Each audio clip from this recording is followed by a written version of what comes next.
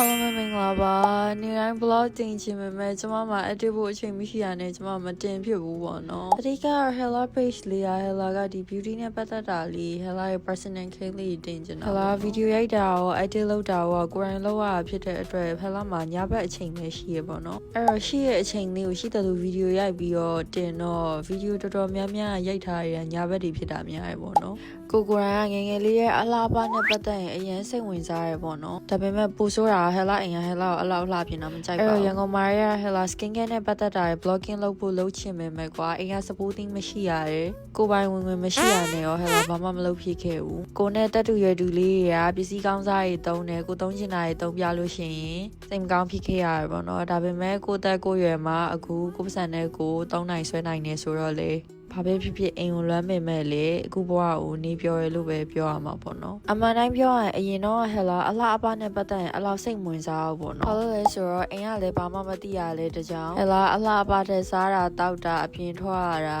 fashion နဲ့ပတ်သက်တာအဲ့အမျိုးမျိုးပို့ပြီးစိတ်ဝင်စားတယ်ဒီ skin care ဆိုတာကိုအလောက်ထိစိတ်ထဲမှာမရှိဘူးပေါ့နော်ပြောချင်တာပြောနေရကျမရဲ့ background လေးကအနည်းငယ်ဖြင့်တော်တော်များများရှုပ်ပွားနေပါတယ် so just ignore this okay